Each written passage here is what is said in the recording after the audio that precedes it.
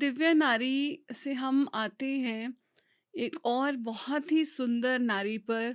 और वो है यशोधरा, जो बुद्ध की पत्नी थी। अब यशोधरा को बुद्ध छोड़कर चले गए थे रात में। तो एक स्त्री को लगता है कि अरे, जो स्त्री आज पढ़ती हैं बुद्ध को और इस स्टोरी को, उनको लगता है अरे, ये क्या, ये बेचारी अकेली अपने बच्चे को पाले, ये अकेली रह गई है। तो क्या हम यशोधरा को सही रीड कर रहे हैं? क्या वो भी यही फ़ील कर रही थी कि हाय मुझे अकेला छोड़ के चला गया, हाय मेरा क्या होगा? क्या यशोधरा की भी यही फीलिंग्स थी सर? तो ये बहुत अद्भुत ज्ञान है इस बात के बारे में थाउज़ेंड सीड्स ऑफ जॉय में क्या ज्ञान है? बुद्ध अपनी पत्नी से परेशान नहीं थे इतना, वो परेशान थे अपने पिता से। हुँ, पिता के विचार जाते ही नहीं थे कि मेरा बेटा कब राजा बनेगा, हुँ, कब इन चीज़ों से निकलेगा। एक बहुत बड़ा बर्डन था उनके ऊपर। वो राजा बनने, महाराजा बनने नहीं आए थे। उनके फादर शुद्धोधना के कई सपने थे कि राजपाट का विस्तार करेंगे। ऐसा कोई सपना बुद्ध का नहीं था। बुद्ध का सपना था मैं अंदर के साम्राज्य को जानूँ। उनको तीसरे चक्र में आ चुके थे। पहले 2 चक्र खुल चुके थे उनके। तीसरे चक्र में ईगो ये सब थोड़ा रहता है, थोड़ा जो अहम का प्रोसेस रहता है उसको डिसॉल्व करना। वहीं राम भी थे जब वो अयोध्या छोड़ के निकले थे तीसरे चक्र में।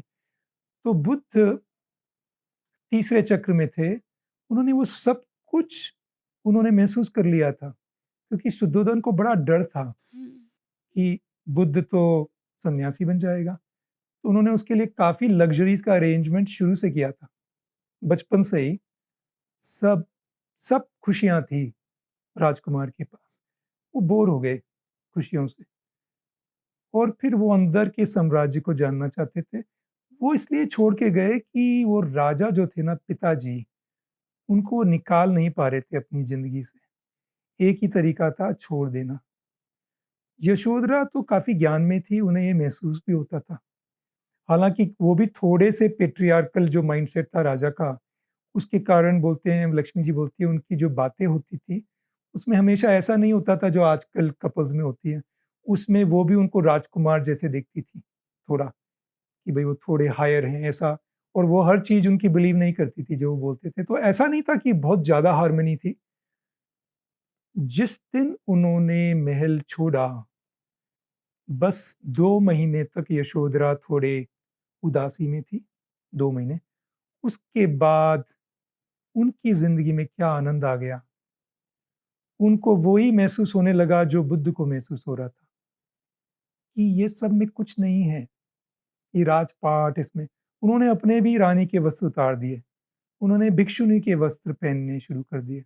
उन्होंने भी एक अपनी छोटी-सी झोपड़ी बना ली महल के सामने, वो वहीं रहने लगी। उन दोनों में टेलीपैथी थी, उन दोनों में एक-दूसरे से बातें होती थी। कई मैसेजेस चिट्ठियों से भी भेजे जाते थे। वो जो उनका वो था ना, उनके साथ जो उनका असिस्टेंट था बुद्ध का, वो भी ले जाता था कई मैसेजेस चिट्ठियों से। उनमें हर तरह के मैसेजेस वो भेजते थे, कुछ प्यार के मैसेजेस भी भेजते थे। उनका जो रास्ता था बुद्ध यशोधरा का, वो था अंदर जाना। राजा के होने के कारण वो अंदर नहीं जा पा रहे थे। तो जब उन्होंने राजपाट ही छोड़ दिया, तो अब खाली ध्यान करना है, वो उधर महल पे झोपड़ी में ध्यान कर रही है, वो बाहर ध्यान कर रहे हैं। जैसे-जैसे बुद्ध का ज्ञान होते गया, यशोधरा का भी ज्ञान होते गया जो लक्ष्मी जी कहती हैं। उनका भी जब बुद्ध वापस लौटे, सबसे पहले वो यशोधरा से मिलने नहीं गए, क्योंकि ऑलरेडी दोनों की तीसरी आँखों से दोनों का पूरा ज्ञान हो चुका था वो। वो एक-दूसरे से प्यार में थे एकदम। तो वो सबसे पहले जब अपने अपने फादर से मिलने गए ना, उसके पहले वो अंगुलीमाल से मिलने गए, और जब वो फादर से मिलने गए, तो यशोधरा से नहीं मिले, पहले अपने फादर से मिले, और फादर जब रेडी थे तब गए। पिताजी ने कई बार इनवाइट किया वापस आ जाओ, उसी इच्छा से कि ये सब कुछ छोड़ देगा सन्यासीपना और ये वापस राजा बनने के लिए वापस आ जाएगा। कई मैसेंजर्स भेजे, सबको रिजेक्ट कर दिया, उनको अंतर्दृष्टि से दिखता था कि ये फिर मेरे को राजा बनाना चाहते हैं। फिर उन्होंने अ, इस तरह का मैसेज भेजा या जब राजा सच में ही चेंज होने वाले थे, तब उन्होंने ये कंडीशनल मैसेज भेजा कि मैं कोई राजपाट करने नहीं आ रहा हूँ, ठीक है? और और मेरे को ये सारे मैसेंजर्स भेजना अब बंद करो, ठीक है? और फिर जब उनको लगा कि वो रेडी थे उनके फादर, तो गए वहाँ पर और फिर फादर से बात करी और पिताजी सोतापन्ना हो गए। उस एक लेक्चर में वो बदल गए। फिर पिताजी भी ज्ञान में आ गए। तो सबसे बड़ी प्रॉब्लम पिताजी की थी, यशोधरा की नहीं थी। यशोधरा और बुद्ध की तो कृष्ण राधा जैसी कहानी है कुछ-कुछ। उसमें लिखा है our separation created our fullness. वो जब अलग हुए ना, कई बार लगता है ना किसी फ्रेंड से थोड़ा अलग हो जाओ, बातें करने लगो फ़ोन पे और एक अलग सी फ्रेंडशिप आनी शुरू हो जाती है, जो पहले नहीं थी। ऐसा लगता है कभी आपको? कोई पास्ट बॉयफ्रेंड है, लवर है, उनसे आपने टूट गया रिश्ता और फिर फ्रेंडशिप बन गई और फिर कुछ बातें होती है और ऐसा फ्रेंडशिप आने लगती है। केवल फ्रेंडशिप, प्यारी फ्रेंडशिप। वो उस तरह का कनेक्शन हो सकता है जिसमें आप कुछ नहीं चाहते हो दूसरे से, केवल प्यार, प्यार की भावना। तो ये रिश्ता कपल्स में भी हो सकता है जो थोड़ा जिनको एक दूरी आ जाती है। तो बहुत अलग है जो लक्ष्मी जी ने समझाया। वो कोई इतना रो नहीं रही थी, वो 2 महीने में उनका दुःख बदल गया था और वो भी ध्यान करने लगी। मस्ती के ध्यान मतलब एकदम वो भी ब्लिस में आने लगी साँसों के द्वारा। वो भी लक्ष्मी जी थी ना, हुँ। तो इन दोनों के कई जन्मों में ऐसा ही हुआ है। दोनों के यान साथ-साथ में हो गए हैं। राम सीता हो, बुद्ध यशोधरा हो, राधा कृष्ण हो, ये इनके एनलाइटनमेंट साथ में हो जाते हैं। हुँ। तो सर ये आपसे जानना चाहूँगी कि यशोधरा से हमने ये भी सीखा वेट करना। यशोधरा ने बड़ी पेशेंटली वेट किया। वेट करने की क्या महिमा है सर? ये जो आत्म भावना है ना, पेशेंस, धैर्य, एक ज्ञान है कि हर आत्म भावना में हम आनंद को भर सकते हैं। क्षमा भाव है, दुःख से क्षमा नहीं करनी है, आनंद से। पहले अंदर खुशी लानी है, अरे क्षमा कर देता हूँ तुम्हें, इतना बड़ा दिल है मेरा, तो वो सही क्षमा होती है, ठीक है? ग्रैटिट्यूड है, कृतज्ञता, बर्डन नहीं है कि मैं कृतज्ञ हूँ आपने मेरा ये सब कुछ किया। नहीं, नहीं, आनंद से, आनंद से भर दो कृतज्ञता, तो उसका इफ़ेक्ट ही कुछ और होता है। तो ये जो फीलिंग है ना, पेशेंस, धैर्य, एक मीठा-सा आनंद होता है ना, शायद बचपन में जाना हुआ आपने, पिक्चर जाना है, वेट कर रहे हैं या कोई पता नहीं इस जनरेशन में तो पिक्चर कौन जाते हैं, हमारी जनरेशन में करते थे ये सब। इस जनरेशन में मॉल जाना है, कहीं पे भी जाना है, कुछ भी करना है, वेकेशन आनी है और एक वेट करने में एक वो याद आती है, अरे हाँ, अपन वो जाने वाले हैं वहाँ पे, मगर अभी नहीं जाने का टाइम आया है, अपन जाने वाले हैं 3 दिन में, ठीक है? और उसमें एक अलग सी खुशी आ जाती है, अरे जाने वाले हैं वहाँ पे, ठीक है? वो क्या हुआ? आप वेट कर रहे हो ना हुँ। और आनंद आ रहा है ना, उस तरह का आनंद, जी। क्योंकि हम में सब कुछ है। हम में समृद्धि, आनंद, प्रेम सब अपनी आत्मा में है। ठीक है, जो हमारे साथ होना चाहिए वो भी थोड़े टाइम के लिए साथ नहीं है। उसके इंतज़ार में ही खुशी लानी है, कई उसके कपल्स प्यार को हैं महसूस सर करना है। जो सेपरेटेड होते हैं माने नॉट इन डिवोर्स्ड मतलब जैसे एक एक पर्सन कहीं पे पोस्टेड है, एक पर्सन कहीं पर है। तो इससे कपल्स में डिस्टेंस आ जाता है, सेपरेशन होती है। तो कई विमेन इसको नहीं ले पाती हैं। उनके लिए यशोधरा का क्या मैसेज होगा? क्योंकि वे केवल अपने मन माइंड में जी रही हैं। अब एक सरस्वती जी का एक उदाहरण है कि मन का साइज़ है आइसबर्ग जितना, जो बर्फ का गोला का आइसबर्ग होता है ना, उतना बड़ा। फिर जो लेक्स हैं आइसबर्ग के चारों तरफ, वो है शरीर। जो समुंदर हैं लेक्स के चारों तरफ, वो हैं सोल फीलिंग्स, आत्म भावनाएं। और फिर आपका हायर सेल्फ जो यूनिवर्स। आप एक छोटे से आइसबर्ग में जी रहे हैं, याद आ रही है हस्बैंड की, आपकी कुछ प्रैक्टिसेस करो, कुछ सांसें करो, कुछ ध्यान लाओ शरीर में, ऊर्जा बढ़ाओ। कुछ उस ऊर्जा बढ़ाने से आत्मा से जुड़ोगे। आत्मा से जुड़ते ही आप दोनों सोलमेट्स हो, नहीं तो ऐसे क्यों करते शादी? उनकी आत्मा से जुड़ो, फिर कुछ खुशी महसूस होगी। उनकी आत्मा से जब जुड़ोगे, तो एक आनंद आने लगेगा, एक सच्चाई आने लगेगी रिश्ते की, कि मैं सच में ही पूरे जैसे राम-सीता का रिश्ता था, एक पूरा समर्पण आने लगेगा, कि मैं खुश हूँ इस जीवन में। इस क्योंकि आत्मा को देखोगे तो बहुत डिवाइन लगेगी, सारी आत्माएँ डिवाइन होती है। उसको आप जानोगे, तो कितनी डिविनिटी आपको महसूस होने लगेगी। आपको अपने कृष्ण मिल जाएँगे, आपको अपने बुद्ध मिल जाएँगे जी और सर। ऐसा करने से आपकी रिलेशनशिप बदल जाएगी। जी सर। आई थिंक ये बहुत इंटरेस्टिंग इंसाइट थी।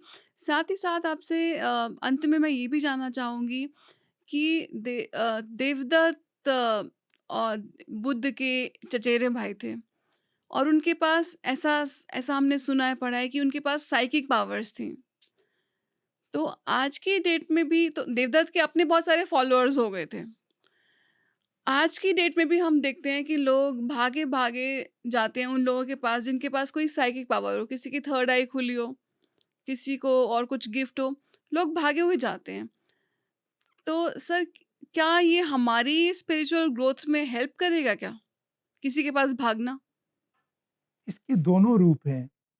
अगर किसी ने आपको जगा दिया, उनकी तीसरी आँख के द्वारा जाग गए आप और उनके कुछ टाइम तक मैसेजेस ले रहे हो, उसका एक जजमेंट है कि हमेशा ये याद रखना कि क्या वो आपको आत्मा की भावनाओं की तरफ ले जा रहे हैं कि नहीं ले जा रहे? क्या वो आप में एक प्यार पैदा कर रहे हैं, अकारण प्यार, एक असीम खुशी, एक करुणा भाव, क्षमा भाव, धैर्य?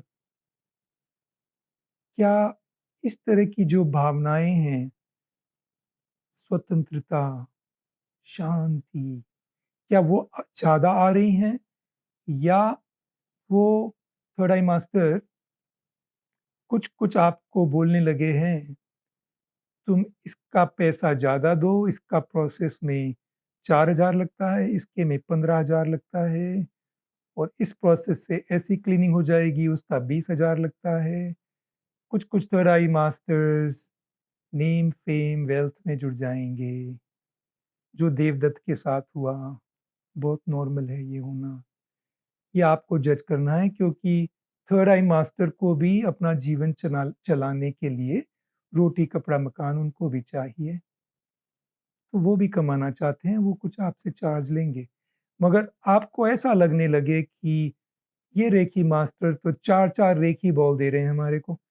एक रेकी बॉल से हमारी तीसरी आँख ठीक होती है, एक से हमारा हार्ट चक्रा, एक का 4,000, दूसरे का 4,000, 16,000 महीने का हो गया, 3 लाख हो गया साल का और आप दिए जा रहे हो उनको। कुछ प्रॉब्लम आ गई है, क्योंकि इतनी एनर्जी हम ले भी नहीं सकते। बार-बार हर चीज़ का प्रोसेस कराना, उसके पैसे लेना। आपका कप इतना बड़ा है तो उसमें कितना पानी डालेंगे? कप के साइज़ का ही डालेंगे ना। तो ये आपको जज करना है कि क्या थर्ड आई मास्टर सच में ही दिव्य शक्तियों से जुड़े हुए हैं या वो अपने अहम में आ गए हैं और अपने को गुरु मान चुके हैं और अपनी पावर को बढ़ाना चाहते हैं। प्यार में थोड़ी कमी आ गई है। उनके ऑर्गेनाइज़ेशन में मिसअंडरस्टैंडिंग्स बहुत होती हैं। उनके जो जूनियर लोग हैं, उनमें लड़ाई चलती रहती है। इस तरह की चीज़ें आप देखने लगेंगे, तो वो साइन है कि कोई प्रॉब्लम है। अब थर्ड आई एक गिफ्ट होती है। कुछ लोग लाके लेके आते हैं गिफ्ट। कई बढ़िया थर्ड आई मास्टर्स हैं। सबसे बड़ा मिक्स जो रहता है ना, वो रहता है एक गुरु होना चाहिए जो विज़डम में है, ज्ञान में। एक गुरु होना चाहिए जो थर्ड आई मास्टर है। अगर 2 ऐसे गुरु होंगे, तो वो बैलेंस कर देंगे। तो अब ऐसा गुरु ना मिले, तो किताबें पढ़िए। अपने भीतर के गुरु को भी तो जगा सकते हैं सर, वही, ध्यान मैंने मार्ग कहा से। अगर वो गुरु नहीं है, तो अपने आप में वो विज़डम लाइए किताबें पढ़ के। आपके अंदर वो गुरु है, गुरु तत्व है। थाउज़ेंड सीड्स ऑफ जॉय पढ़िए, कितने लोगों को उससे ज्ञान हो जाता है। क्योंकि उसमें सोल फीलिंग्स बहुत हैं। उसमें बार-बार बोला गया है कि ईगो को डिसॉल्व करना है। ईगो को जरा भी, और ऐसे-ऐसे उदाहरण हैं देवदत्त, रावण इन सब के, तो आपका ज़्यादा ईगो टिक नहीं सकता थाउज़ेंड सीड्स ऑफ जॉय में। तो वो विज़डम आप पढ़ेंगे, फिर थर्ड आई मास्टर के पास जाएँगे, तो आप दोनों की एनर्जी महसूस करके कुछ आपकी पर्सनल जर्नी होगी, जो थर्ड आई मास्टर के द्वारा कुछ आपके एंजल्स हैं, कुछ आपके भगवान हैं, कुछ आपके एंसेस्टर्स हैं, वो चाह रहे थे हेल्प करना, नहीं कर पा रहे, अब उनके थ्रू कर पा रहे हैं। ऐसा हो सकता है, क्योंकि अभी सबका ज्ञान हो रहा है, तो मैं थर्ड आई मास्टर्स के बिल्कुल अगेंस्ट नहीं हूँ। मगर मैं किस चीज़ के अगेंस्ट हूँ, कि थर्ड आई मास्टर्स को भी राम बनना है, रावण नहीं, हुँ, ठीक है? बुद्ध बनना है, देवदत्त नहीं। ये बहुत ज़रूरी है। और द्रौपदी बनना है, और कर्ण नहीं, कर्ण का जो सोल पाथ है वो बनना है, जो अलग से सोल पाथ था। मगर कर्ण अपनी ज़िंदगी में सोल पाथ नहीं जिया इतना, क्योंकि खाली एक ही कमी थी, सब कुछ था अच्छा, राजपाट भी करुणा से चला रहा था। एक कमी रह गई थी कि उसने सरेंडर नहीं किया कृष्ण, एंड में सरेंडर किया। तो द्रौपदी बनिए, कृष्ण में सरेंडर करिए। तो तीसरी आई मास्टर बनिए, बिल्कुल बनिए, मगर अपने अहम को नहीं, नेम, फेम, वेल्थ ये नहीं, ये सब जो है ना पकड़ने वाले थर्ड आई मास्टर्स को, जो रावण को पकड़ते हैं, हुँ। वो नहीं होना।